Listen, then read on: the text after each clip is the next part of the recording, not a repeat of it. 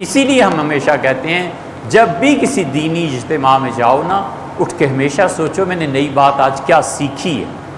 اگر نئی بات کچھ نہیں نہ پتہ چلتی، نفل پڑھو، اللہ کو یاد کرو۔ پتہ چلتی ہے پکڑ لینا چاہیے ان جگہوں کو، اس لیے کہ علم اٹھ گیا، جہالت عام ہو گئی ہے، اور علم اللہ کی کتاب ہے اور حضرت رسالت مآب صلی اللہ علیہ وسلم کی سنت ہے کہ رسول اللہ صلی اللہ علیہ وسلم کے بعد اب کوئی وحی نہیں ہے، نبی کریم صلی اللہ علیہ وسلم کے بعد اب کوئی نبی نہیں۔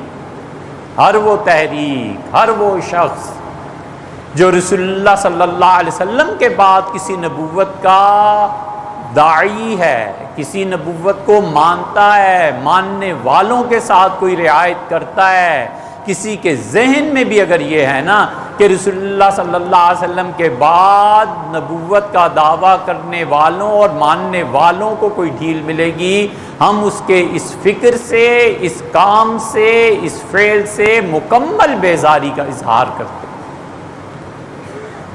ہم اس لیے بیزار ہیں اور رسول اللہ صلی اللہ علیہ وسلم کے بعد کسی بھی نبوت سے اس سے بیزاری کا اظہار کرتے ہیں کہ دو مقامات بڑے سخت آنے ہیں۔ سمجھنا چاہیے اس کو۔ ہر ہفتے کے اعمال، ہم اہل سنت کا عقیدہ ہے، یہ ایسا پکا عقیدہ ہے کہ اہل تشیع شامل ہیں، وہابی اس کے قائل ہیں یار، اور تو اور کوئی۔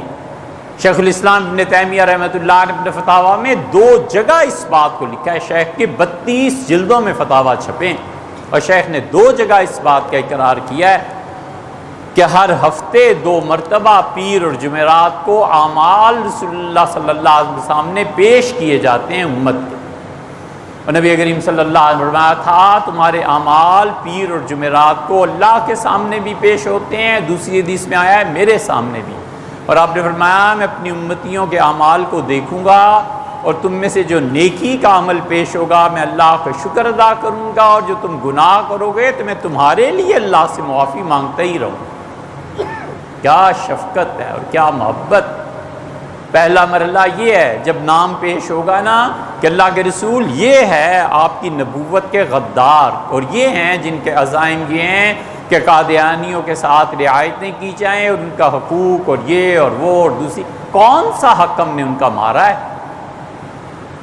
ایک ہی حق ہے نا کہ وہ کہتے ہیں ہمیں مسلمان کرا دو، ہم کہتے ہیں بھائی یہ آپ کا حق نہیں ہے، اور کون سا حق آپ کا ہم نے سلب کیا؟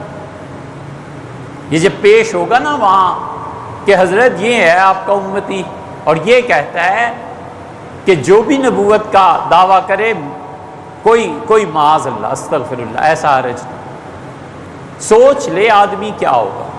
اور ہم حضرت رسالت مآب صلی اللہ علیہ وسلم کی ختم نبوت کا نہ صرف اقرار کرتے ہیں، ہم اس کے لیے بڑی سے بڑی قربانی سے نہیں گھبراتے۔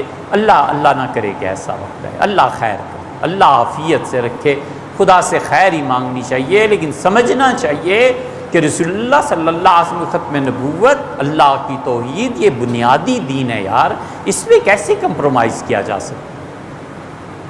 اب نماز نہ پڑھیں، زکوٰۃ نہ دیں، آپ جانیں، چلو چھوڑ دیں۔ بنیادی عقیدے پہ کمپرومائز کرنے کا کیا مطلب ہے؟ مطلب یہ کہ ہمارے نزدیک اسلام اور کفر کوئی الگ الگ چیزیں ہی نہیں۔ ایک یہ موقع ہے حضور اقدس صلی اللہ علیہ وسلم کے سامنے جب اعمال پیش ہوں گے تو کیا منہ دکھانا کہ ہم کہاں کھڑے ہیں،